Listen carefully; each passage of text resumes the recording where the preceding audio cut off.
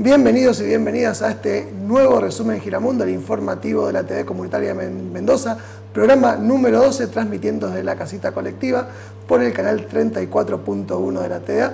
Hola Janet, ¿cómo andás? Hola Seba, ¿cómo estás? Bueno, estamos en el programa número 12 ya. Sí, 12. Parece mentira, ¿no? Que llevamos tanto. Bueno, llegando ya a fin de año, igual tenemos para el programa de hoy varias columnas, informes. Tenemos la columna de ambiente, que se va a hablar sobre el fracking y los sismos. Javier Grosso, que es docente e investigador de la Universidad Nacional de Comahue. También vamos a tener la columna de comunicación, en la que vamos a hablar de la situación de la Defensoría del Público y entrevistas a integrantes del Centro de Investigaciones en Economía Crítica, ¿no? Y por otro lado también informes tenemos sobre la falsiferia que se presentó. Y bueno, también vamos a estar analizando la situación internacional de Chile y de Bolivia.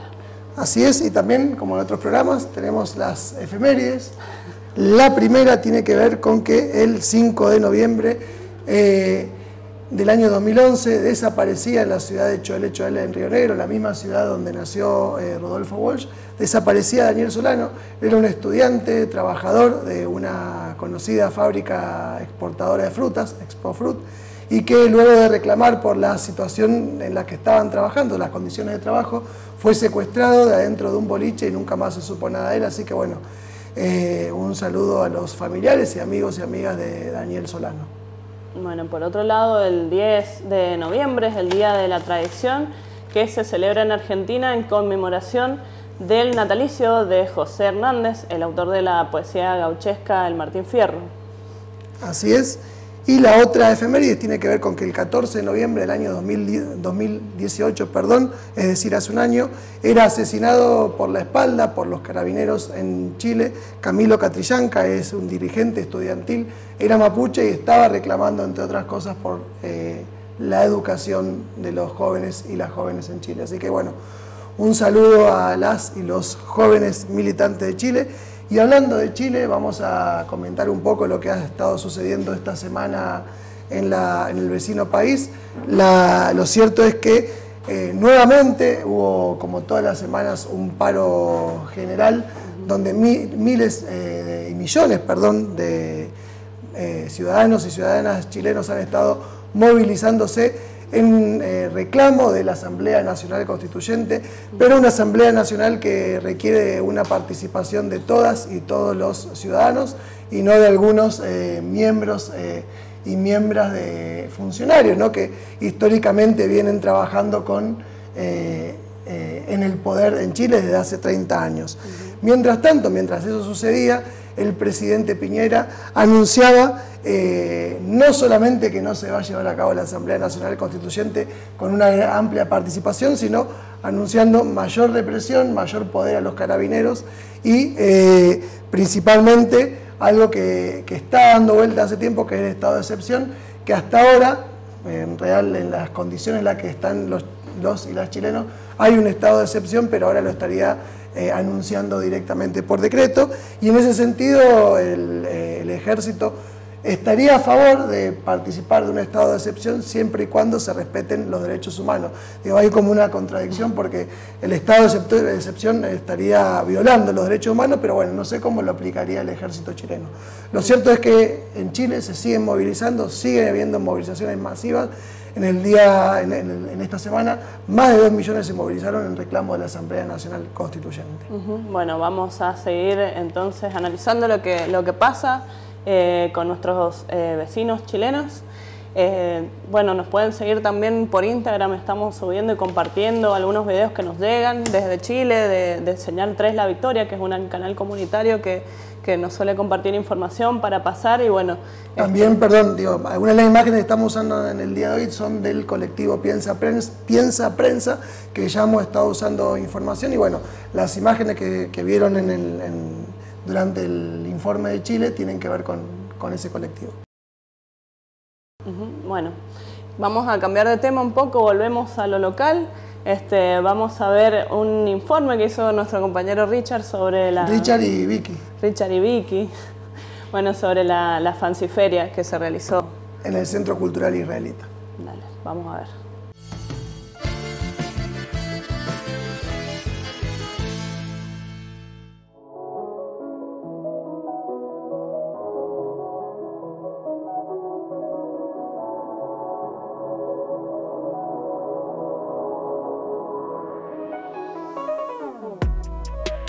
nombre es Nazareno Bravo, estoy como uno de los organizadores de la Fancifiera. Esta es la 6ª edición. La anterior fue en abril, hace un par de meses, pero en esos pocos meses ha crecido un montón la cantidad de inscriptos e inscriptas.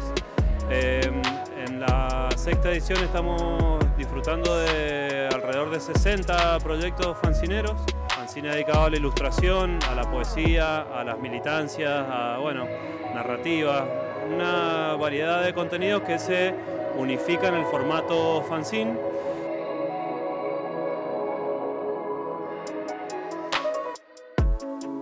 Apostamos a que esto sea sustentado con recursos autogestionados, así que vamos logrando que tanto la inscripción como la entrada sea gratuita, porque básicamente son materiales que circulan de esta manera.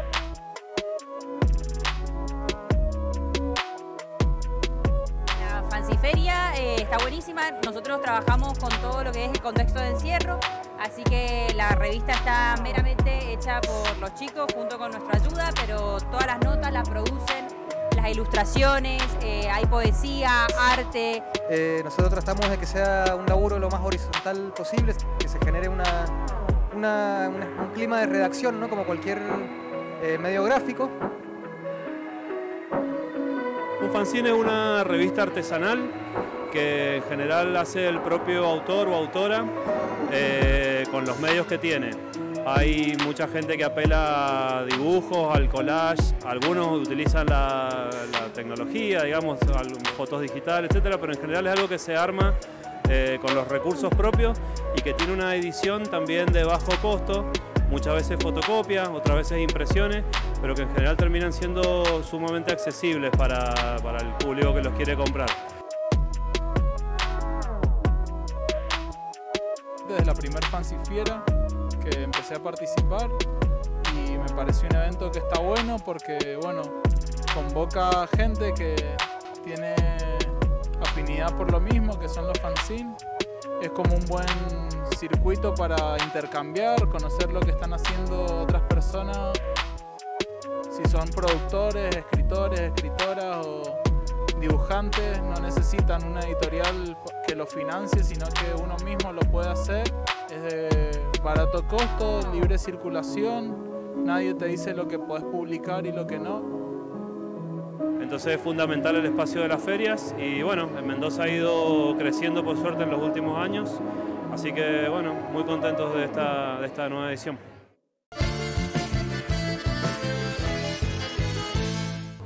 Bueno, ahí estaba el informe sobre la Fanciferia en el Centro Cultural Israelita, como para aportar algo diferente en una actividad cultural que hace falta también en estos días estos eventos, ¿no? Y concurrir, visibilizar que se hacen, más allá de situaciones de crisis, de violencia que estamos viviendo, un poquito en lo local, aunque sea un poquito nomás, de que van pasando otras cosas interesantes. Por ahí recordar, se veía en el informe que esta es la 6ª Fancifiera, que hemos estado el año pasado también con Giramundo participando y cubriendo la actividad, y que es realmente interesante porque es otra manera de comunicar, de una manera autogestiva, donde compañeros, compañeras, estudiantes, ciudadanos, ciudadanas, deciden participar y empezar a escribir y a contar cosas de otra manera, así que muy interesante. Bueno, continuamos entonces en el próximo bloque con las entrevistas. Así es, vamos a estar entrevistando, como decía recién Janet, hablando un poco sobre la economía, sobre la situación económica del país y algunas de las causas y posibles soluciones al respecto.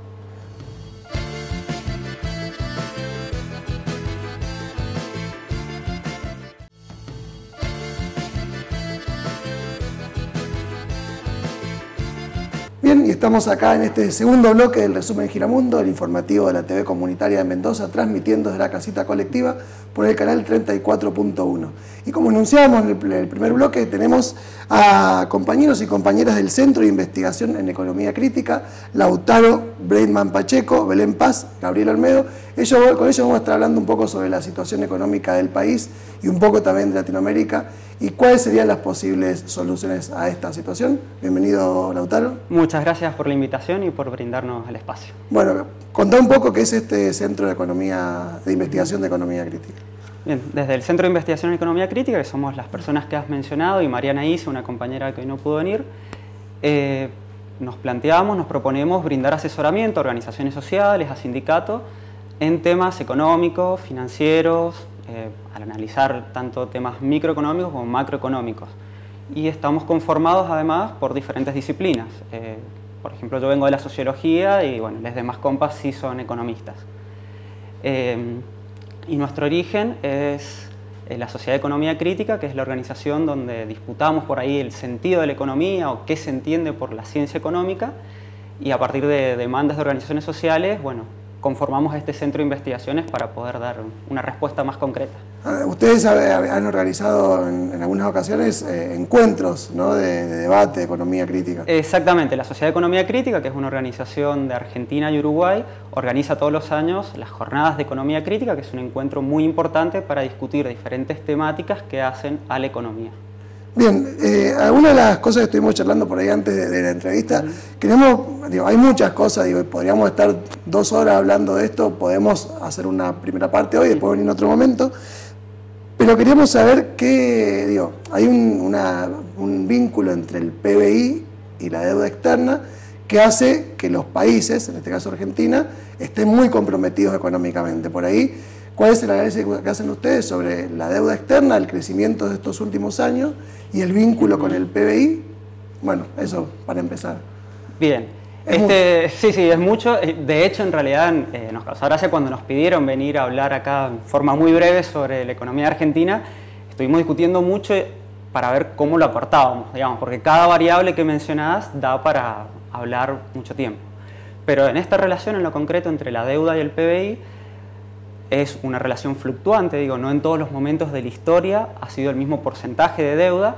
Veíamos rápidamente que a fines del 2015 la deuda argentina representaba algo así como el 50% del PBI, que es toda la economía del país, y en la actualidad, en el segundo trimestre de 2019, esos números llegan al 80%, es decir, que se ha incrementado, que significa unos 100.000 millones de dólares más de deuda en estos 4 años.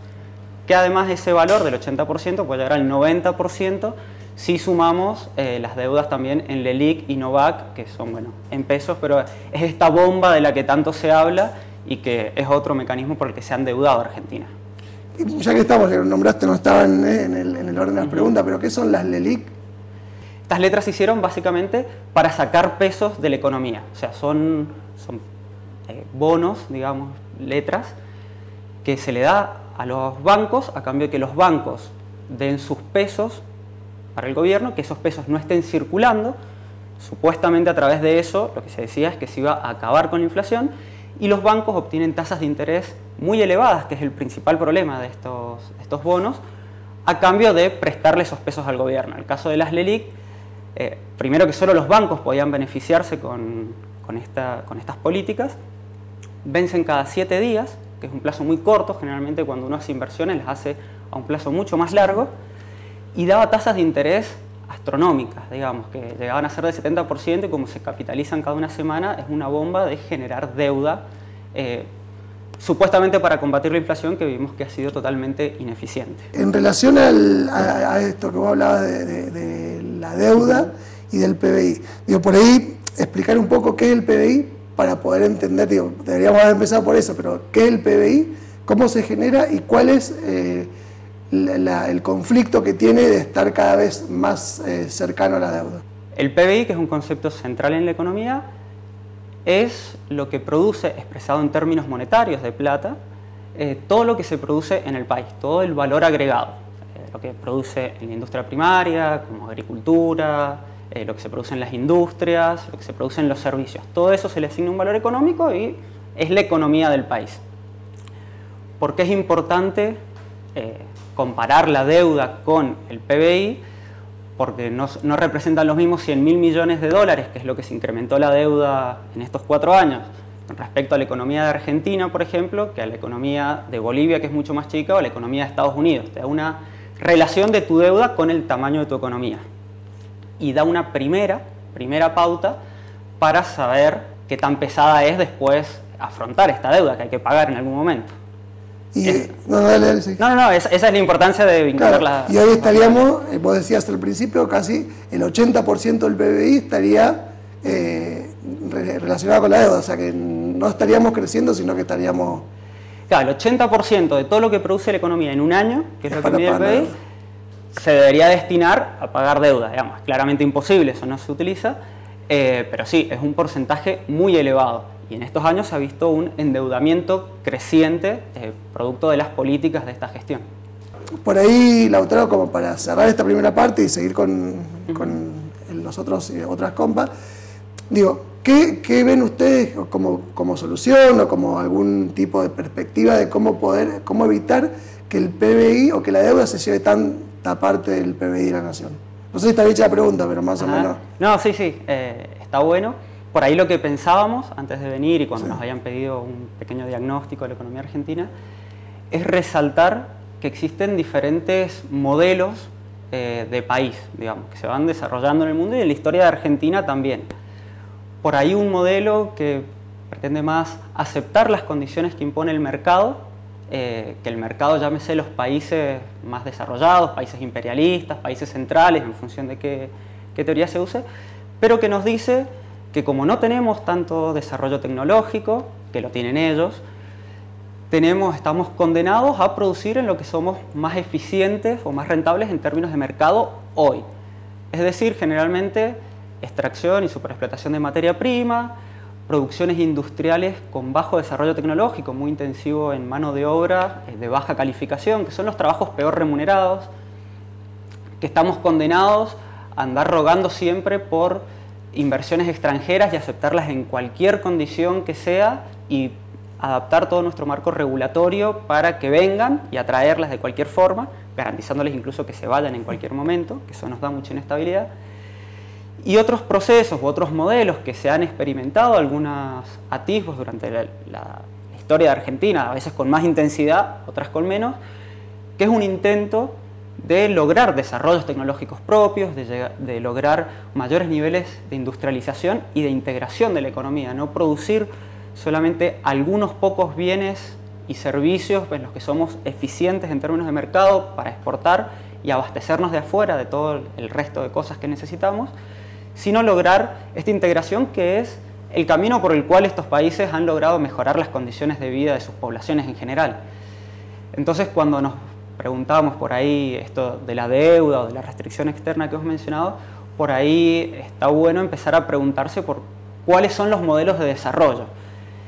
Y en eso, y concluyo, es importante porque muchos de los elementos, de las variables que hoy analizamos como crisis de este modelo, de esta gestión que ha habido, algunas han sido por malos manejos en sus propios términos, pero muchos otros los pueden presentar como logros. Digo, bajar los salarios, bajar el poder adquisitivo de las personas y todo eso que para nosotros, quienes vivimos de nuestros salarios y quienes viven de jubilaciones, pensiones y demás, es grave porque nos empeora nuestra situación. Es un logro de este gobierno que se propone bajar los costos laborales, empeorar las condiciones de vida de la población. Entonces, a partir de pensar estos modelos de país que queremos, modelos de desarrollo, pueden empezar a proponerse otras soluciones más concretas respecto a la deuda, respecto a la restricción externa y, bueno, y demás. Clarísimo. Vos hablabas en esto último y pensaba, ¿no?, como muchos de los medios de comunicación afines al gobierno hablan de un fracaso de la economía, del modelo económico de esta última gestión de Cambiemos. En realidad, más que un fracaso, digo, yo comparto con vos de que fue el objetivo que tenían al asumir, que no hubo ningún fracaso, que para ellos y para ese sector de la economía fue mucho mejor que en otros años con este mismo modelo económico. Totalmente, y cuando vemos los sectores beneficiados de este modelo han sido los mismos de los 90, han sido los mismos de otras épocas de la historia argentina. Los grandes agroexportadores, el sector financiero, las empresas de servicios públicos privatizadas, esos son los sectores que se han beneficiado mucho. Bueno, vamos a un corte, Lautaro, y enseguida volvemos con Gabriel, también del Centro de Investigación de Economía Crítica, así que vamos a un corte y enseguida volvemos.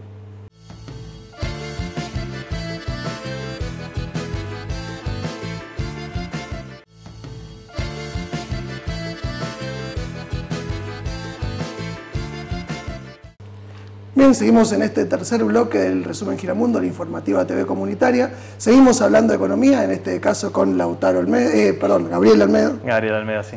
Bienvenido, Gabriel. Bueno, muchas gracias. De nada. Recién estamos hablando un poco con Lautaro, terminamos como en esta tensión que se genera en algunos países más que en otros, en Argentina, con los diferentes modelos de producción o modelos económicos. Yo me he anotado acá como que hay una grieta que es insalvable y de ciclos económicos en los que se intenta por ahí un poco más industrializar y desarrollar la industria, y en otro, como el actual, donde la industria tiende por el mismo modelo económico a retraerse y se priman otras actividades económicas. No sé si es así y qué piensan ustedes. Bien, sí, claramente en la historia argentina podemos encontrar que se han hecho concretos dos visiones económicas para un país como Argentina, que más allá de la visión que tengas, claramente es un país dependiente, una economía global capitalista.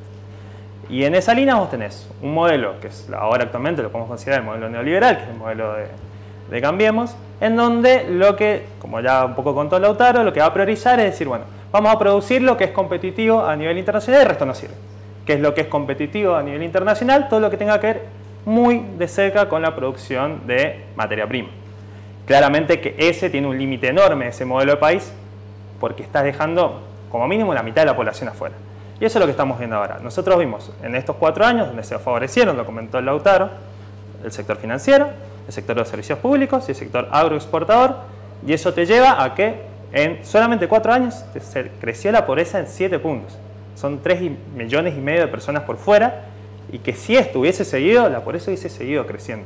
No hay forma de meter a los 45 millones de argentinos en un modelo de producción para el cual necesitas 2-3 veces Argentina. Digamos, hay también una noción de que Argentina es un país rico en materias primas, que también es un poco mito. En realidad, de hecho, hace poco se dio un informe del Banco Mundial que dice cuáles son las valoraciones de las mercancías de los países a nivel mundial, y Argentina estaba cerca del promedio. O sea que es un poco mito. En realidad lo que estás pensando es un país para pocas personas. Del otro lado tenés un país, una visión de país en el cual vos vas a priorizar otros productos que tal vez a nivel internacional no sean productivos, no sean competitivos, pero sí te generan la posibilidad de tener mayor cantidad de gente incluida. Una mayor cantidad de personas asalariadas, digamos, que trabajan. No es por nada que el gobierno de Macri pierde fuerte en el conurbano, donde está todo el cordón industrial, donde hay una enorme cantidad de fábricas que han cerrado. La cantidad de desempleo en Argentina en los últimos 4 años es terrible. Pasó de 5,9 a 10,6, son 4 puntos. Estamos hablando de 1 millón de personas. 1 millón de personas que pasan a estar desempleadas, y eso es porque el modelo no los incluye. Y no tiene que ver con la visión que ellos tienen de, bueno, buscate tu propio empleo, del emprendedurismo, de que vos podés salir, de que es culpa tuya, la meritocracia. Eso es todo un mito, digamos. Es gente que no puede incluirse en este modelo que es el neoliberalismo. Y mal que mal, el otro modelo, de cierta forma, también tiene sus límites, porque sigue siendo Argentina un país dependiente de una economía mundial, pero logra tener mejores condiciones de vida para un sector más mayoritario de la población. ¿Y cuál sería, por ejemplo, esto ya sabemos que este modelo, yo decía recién al principio, al final del bloque anterior, que no fue un fracaso, sino que logró lo que venía a buscar, y el otro modelo, por ahí más inclusivo, charlamos recién que también tiene límites, ¿no? ¿Hasta dónde se puede crecer e incluir más gente sin que ese crecimiento tenga un límite? Bien, ¿cuáles son los límites del otro modelo? Claramente, lo primero que tenemos que entender para mirar los límites de los modelos es que Argentina no es un país homogéneo. No está conformado por personas que somos todos iguales. Es un país que tiene clases sociales, que tiene sectores sociales, que tiene sectores poderosos que manejan los sectores que justamente son los que pueden competir a nivel mundial, y sectores que no. Entonces, ¿cuál es el límite de los otros modelos? Y se seguís marcando una lógica capitalista en donde vos lo que podés hacer es, de cierta forma, extraer los excedentes o las grandes ganancias de los sectores concentrados y repartirla, distribuirla en el resto de la sociedad. Porque también igual somos todos argentinos, somos todos igual de dueños de los bienes comunes que se exportan. Hay una lógica, no tienen que ser ellos los dueños de la propiedad, de la pampa, de las que hace la soja que se exporta. Somos todos. Sí.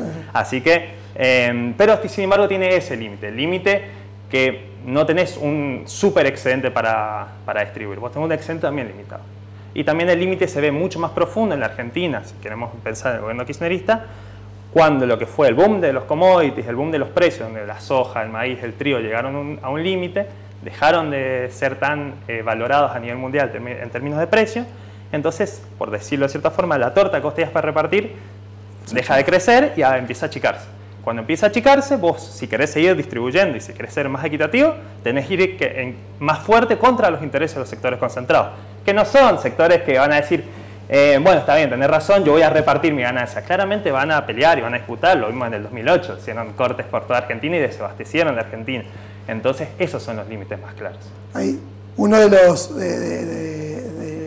los anuncios de Alberto Fernández tiene que ver con esto, con el plan contra el hambre, no me acuerdo el nombre que le puso, sí, que era hacerle una restricción del 1% a, una de ellas me acuerdo que es Syngenta, que es una de estas empresas... productores de alimentos, que hasta supuestamente hay ciertas empresas que están dispuestas a ceder el 1% de los alimentos. Sí, ahí hay una cuestión clara que tiene que ver con, digamos, a menos que seas un economista muy neoliberal, es obvio que es lo que mismo dicen desde este sector. Si tengo un país que produce alimentos para 500 millones de personas, ¿cómo puede ser que tenga gente acá que no tenga alimentos? Hay que ser muy ilógico para respaldar algo así. Entonces lo que plantea es decir, bueno, nosotros producimos muchos alimentos, esos alimentos distribuyámoslo a través de diferentes redes. Todavía no está del todo claro cómo va a ser el sistema, por lo menos yo no lo conozco en detalle. Pero sí lo que buscan es sostener una de las primeras cosas que necesitas para tener una sociedad que se pueda pensar con un futuro, que es que la gente coma. Bueno, ahí me están anunciando que tenemos que ir al otro corte, que tenemos que seguir ahora con Belén. Así que bueno, te agradecemos y digo, está claro y está muy claro como lo están explicando. Por ahí, digo, lo que queda del año podemos volver, digo, por ahí más cerca de la selección, del traspaso del mandato, como del cierre del año, como para hacer un balance de lo que queda por analizar. Dale, perfecto. Si me das lugar, sí, quisiéramos dedicarle un tiempito al programa para repudiar lo que está pasando en Bolivia, el golpe de Estado hacia el gobierno democrático de Evo Morales. Queríamos manifestarnos en contra de lo que está sucediendo. Y que está, digo, ahora vamos a analizar la situación de Bolivia después de la entrevista, pero que también está estrechamente vinculado este golpe y esta situación Bolivia con el extractivismo y con cuál es el objetivo final que tiene que ver por ahí con la exportación y quién se apropia de litio, ¿no? Tal cual, los dos modelos de país que tenemos en Argentina se replican en un montón de países de América Latina. Bueno, vamos a ir a un corte y enseguida volvemos con más entrevistas con Belén Paz.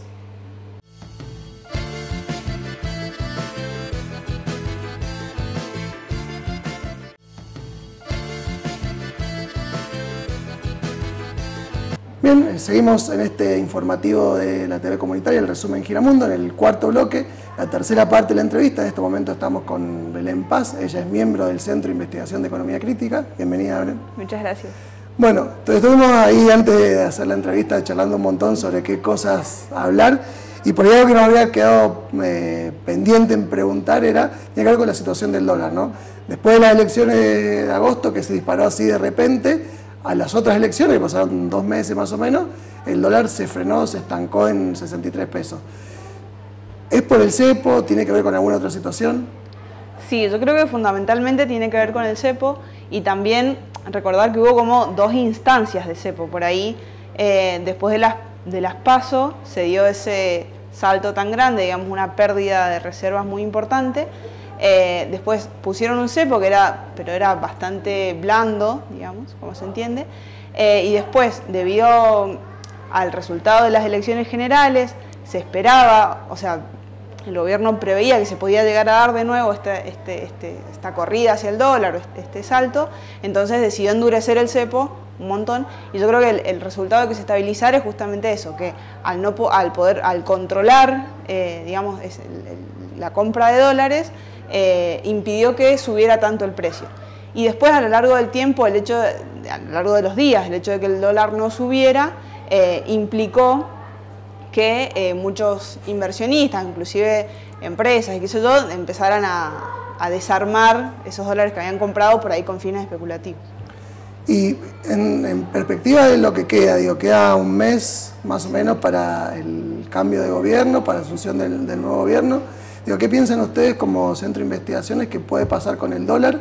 Digo, desde una situación interna que tiene que ver con si los especuladores siguen especulando con el dólar o con alguna otra actividad económica, y también el contexto, la coyuntura internacional, cómo puede afectar a que pueda o no cambiar el dólar.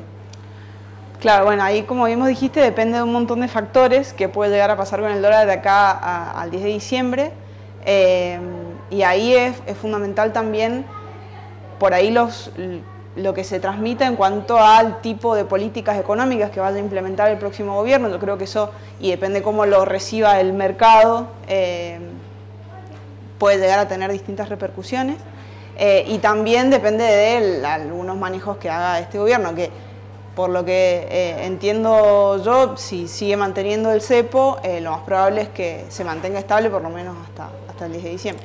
También hay que recordar que hay un montón de medidas que tomó el gobierno después de las PASO que se terminan el 31 de diciembre, entonces hay que ver después qué implicancias tiene, si el próximo gobierno, Alberto, las continúa o no, y bueno. Pero es importante para tener en cuenta, digo, son dos que que tienen un impacto real por ahí en las vecinas y los vecinos, ¿no? Digo, la posibilidad de comprar ciertos productos sin IVA, digo que tiene una, o sea, se ve en el bolsillo, digo, no a gran escala, pero digo, se puede ver, y el tema de las tarifas también, digo, ¿creen ustedes que es posible que el gobierno que viene mantenga o siga presionado por las empresas de los servicios públicos para aumentar?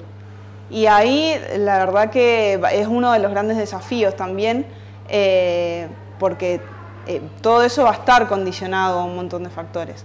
La propuesta del próximo gobierno era desdolarizar las tarifas, y yo creo que ahí va a cumplir un rol fundamental la negociación que pueda llegar a tener con las empresas, digamos, esos acuerdos, de lograr que cedan un poco las empresas, un poco bastante. Y después con respecto al IVA también del 0% de los productos de primera necesidad, también ahí entra en juego esto de, teóricamente, si... O sea, ellos siempre se ha planteado la idea de que los bienes de primera necesidad no deberían pagar IVA, entonces por ese lado, o desde esa lógica, deberían poder mantenerlo, pero desde otro lado también hay que ver el impacto en la recaudación, que también va a ser necesaria. Va a depender de un montón de factores. Y pensando en la economía por ahí más cotidiana, digo, ¿no? Bueno, hablamos de las tarifas, del IVA, digo, ¿qué ven ustedes que puede pasar en general con la situación económica? Digo, está... Las medidas que tienen que ver más con la cuestión de los impuestos y la situación de los trabajadores y las trabajadoras en relación a la disputa por un salario digno. Digo, ustedes sé que han trabajado mucho con el sindicato docente, entonces, bueno, ¿qué perspectivas tienen de qué puede pasar con un gobierno nacional que tiene otra lógica y un gobierno provincial que tiene, bueno, que ya hemos visto cómo sufrimos los trabajadores y las trabajadoras? Bien, ahí... también es una de las dificultades que va a enfrentar Alberto en cuanto al control de la inflación, porque siempre a lo largo de los años siempre se ha dado también en la Argentina esta dinámica entre el salario y los precios de los productos, entendiendo como que los empresarios no están dispuestos a renunciar a su nivel de ganancias. Entonces por ahí si se otorga un aumento salarial, los empresarios dicen, bueno, nosotros también aumentamos los precios en las mismas magnitudes. Entonces ahí creo que va a ser fundamental también de vuelta esto de poder ponerse de acuerdo, negociar o tratar de buscar un punto medio para mejorar el poder adquisitivo de la gente, de los trabajadores, y a su vez también mantener controlada la inflación y que no se entre en esta inercia de aumento de salario, aumentar los precios de los productos.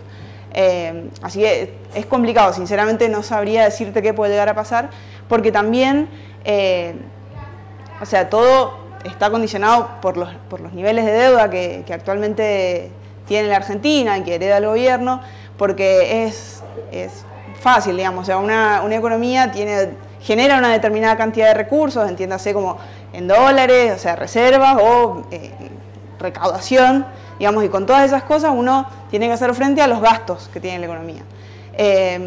Y hoy en día, por ejemplo, los gastos, uno de los gastos es la deuda, pagar intereses de deuda.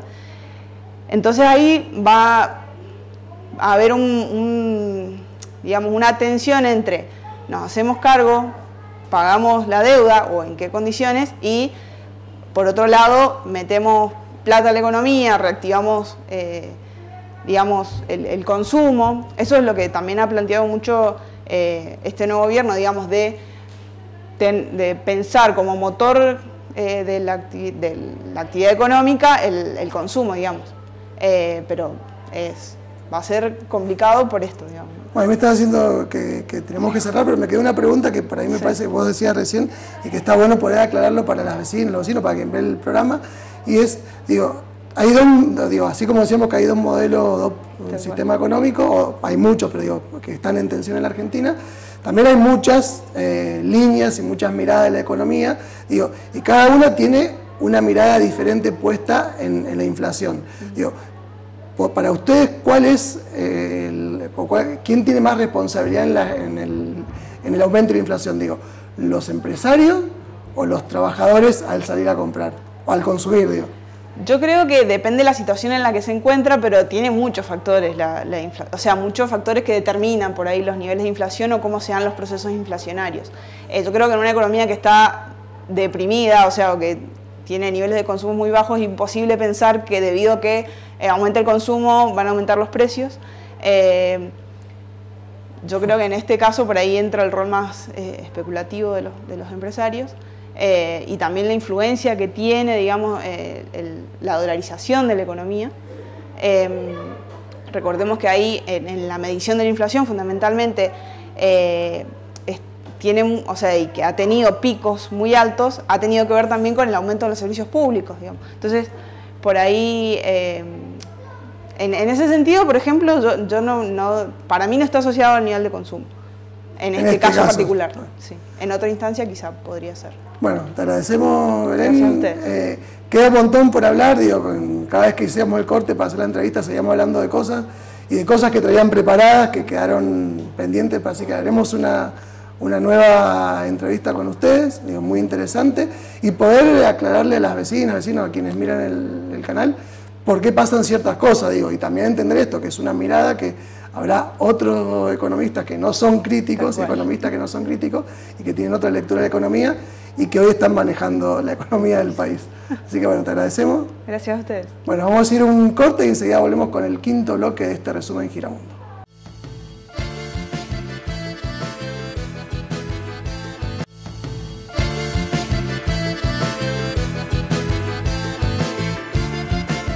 Volvemos con un nuevo bloque del resumen Giramundo. Esta vez vamos a arrancar con la columna de comunicación que tiene que ver con la situación de la Defensoría del Público. Al respecto nos va a estar hablando Marcos Ocampo, que es delegado de ATE Capital.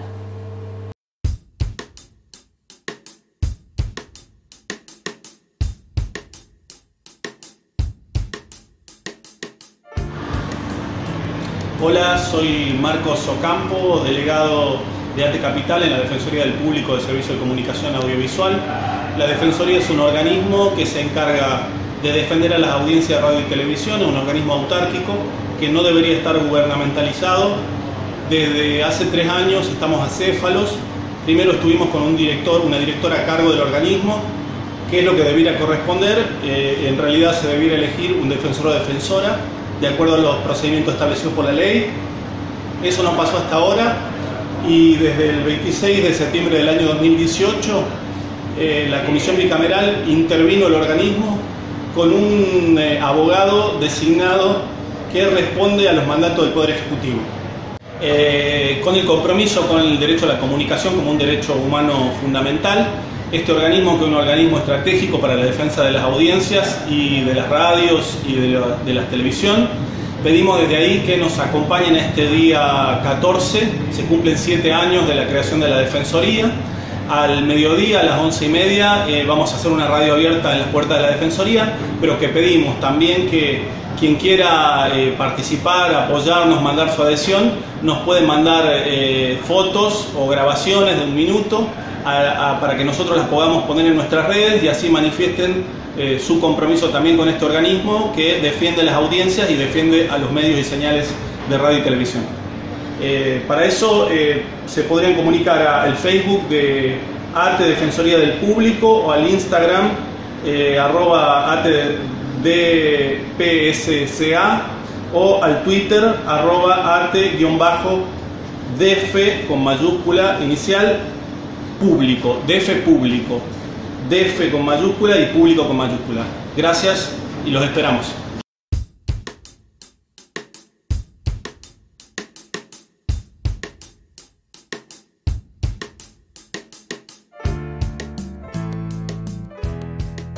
Bueno, ahí escuchábamos entonces las palabras del delegado de ATE que nos comentaba cuál es la situación actual.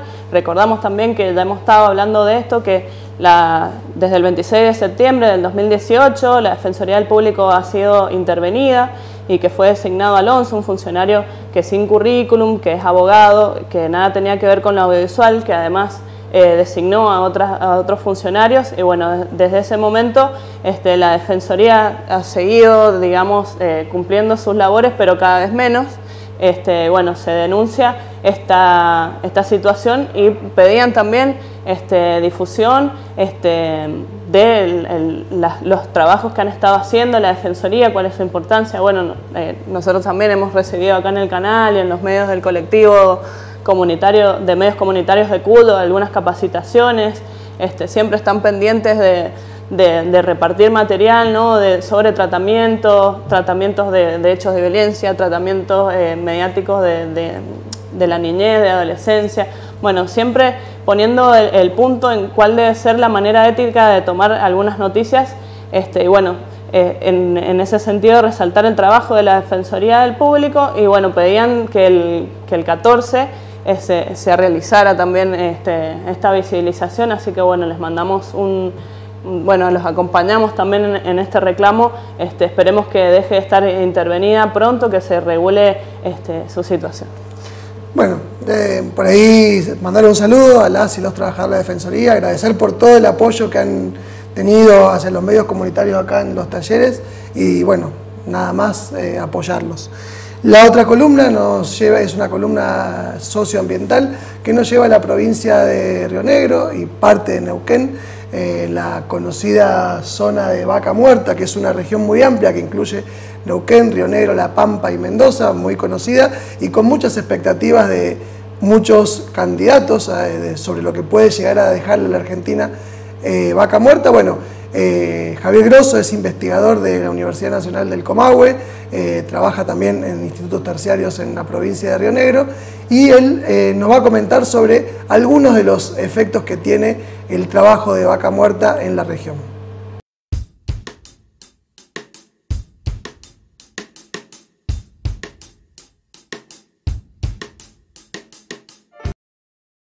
El pasado domingo 3 de noviembre ocurre a últimas horas de la noche, 23:52, un temblor, un movimiento sísmico muy cercano a la localidad de Sausal Bonito en la provincia de Neuquén.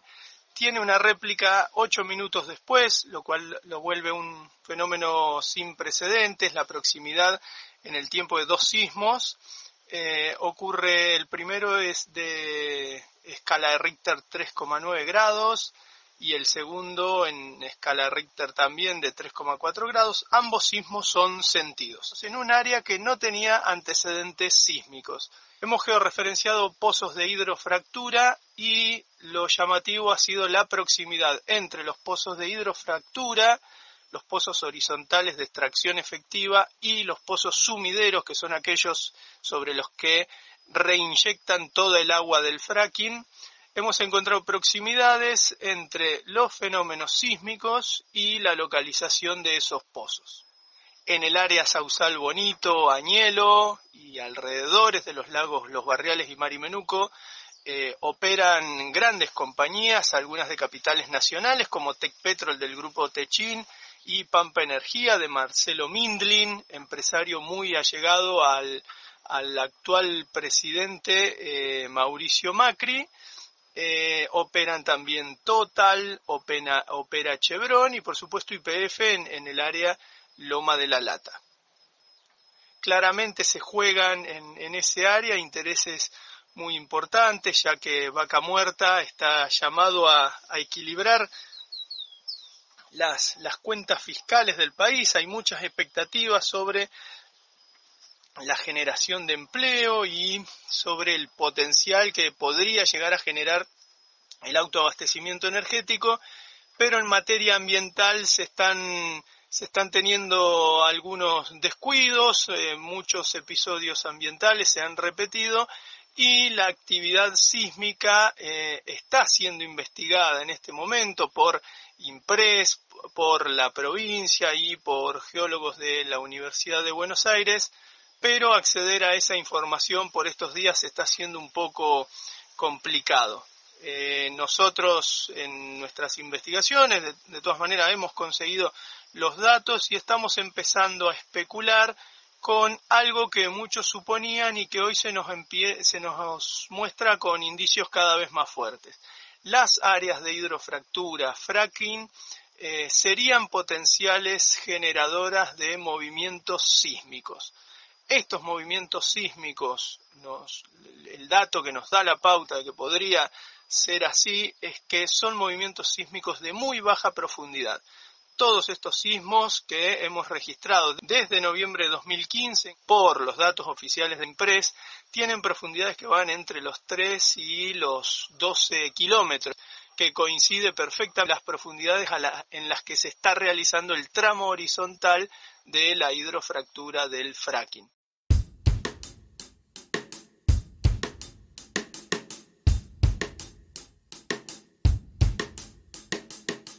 Bien, y ahí estaba entonces esta columna donde Javier Grosso explicaba, ¿no? Esto es una zona que no tenía históricamente registros de temblores, a partir del funcionamiento de Vaca Muerta empezó a sufrir, y no como este trabajo que viene haciendo hace tiempo. Digo, nosotros le solicitamos la columna porque veníamos siguiendo el trabajo que venía haciendo de investigación, y por ahí para los funcionarios, futuro gobernador y funcionarios de la provincia de Mendoza, que conozcan, y vecinos y vecinas conozcan un poco sobre los efectos que tiene Vaca Muerta. Digo, estamos en una zona con riesgo sísmico y profundizar o aumentar ese riesgo no creo que sea del todo bueno para la provincia y para sus habitantes. Así que bueno, esto era entonces la columna de socioambiental. Bueno, por otro lado vamos a repasar un poco cómo ha estado esta semana respecto de la situación en Bolivia, ¿no? Más allá de que Evo Morales llamó a elecciones y sin embargo fue obligado a renunciar. Entonces, ¿cuál es el planteo que se está haciendo? Si esto es un golpe de Estado, si esto es anticonstitucional, si es una violación de derechos humanos. Ella tiene que asumir de acuerdo a la constitucionalidad, no pueden saltar de esa manera, pues que la gente se está reuniendo nuevamente. Solamente se pide lo que dice la Constitución Política del Estado. Salvatierra nunca ha firmado, pero sí ha estado amenazada. Eso sí que lo... Muchas gracias. Para mí queda claro, digo, teóricamente, así si hubiera un libro que dice golpe de Estado, ¿qué es el golpe de Estado? Y hay cosas que no estarían teóricamente relacionadas a un golpe de Estado, pero si el ejército te obliga a renunciar y renunciás y después te terminan persiguiendo, no vos, sino a todo el gabinete que estuvo con vos, significa que es un golpe de Estado.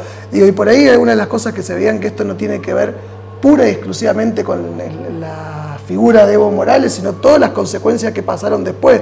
Digo, el odio hacia los pueblos originarios, la quema de la Ipala, la entrada a la futura presidenta autoproclamada al estilo venezolano de Guaidó, que ella se autoproclama presidenta, con la Biblia, así como, y diciendo que los indios se tenían que ir. Bueno, todo ese tipo de cosas que pasaron hizo que en el día de hoy, cuando la Asamblea Legislativa Plurinacional tenía que debatir si aceptaba o no aceptaba la renuncia, la ciudad de La Paz estuvo cercada por miles de militantes y vecinos y vecinas de la zona del Alto que exigían que vuelva todo a la normalidad, al orden constitucional, y que en todo caso se acepte el llamado a elecciones de Evo Morales.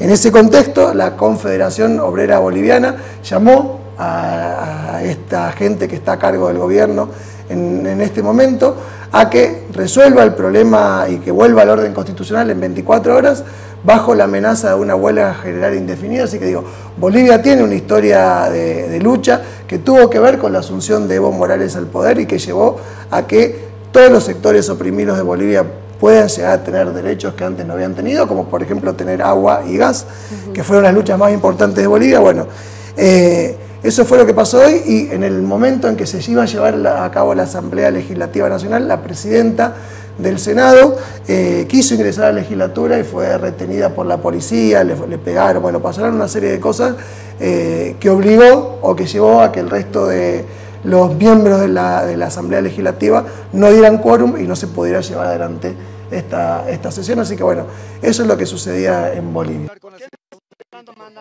Señora, buenas tardes. Buenas tardes.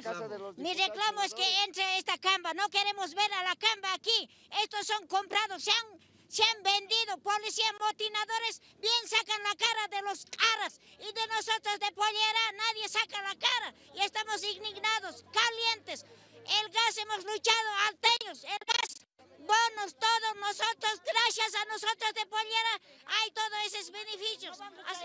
Sí, por otro lado también resaltar, ¿no?, que la familia Camacho, que es la que está muy relacionada con esta institución, digamos, está pedido de que se vaya Evo Morales del poder. La familia Camacho es dueña de Sergas, que es una compañía que se encargaba de la distribución del gas natural en la provincia de Santa Cruz hasta el año 2006, que fue cuando Evo Morales nacionalizó los hidrocarburos.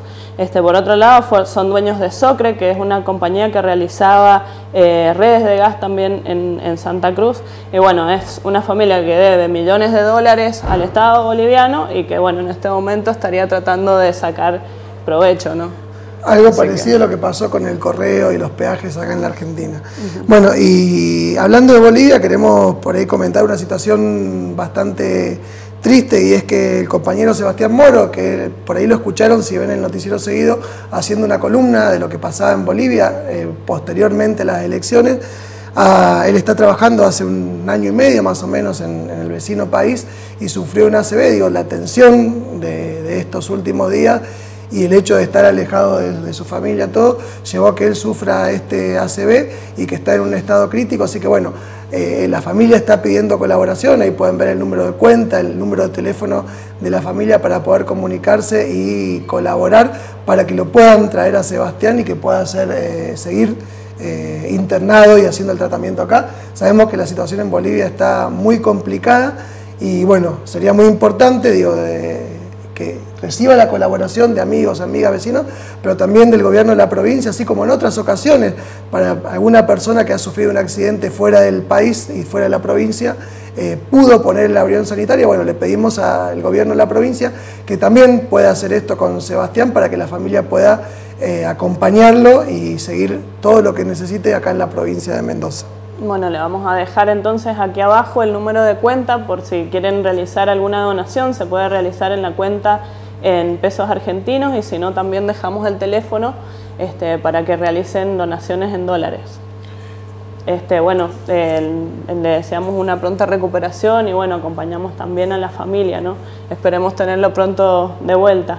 Aparte Sebastián es un compañero con el cual nos hemos cruzado un montón de veces en la calle, haciendo marcha, cubriendo a las familiares desaparecidos, las madres, hijos, etc. Entonces, no significa que si no hubiera sido esto, no, pero que lo conocemos, de trabajar juntos y, bueno, nos ha dolido mucho la situación. Vamos a hablar sobre el martes que viene, 19 de noviembre a las 19 horas.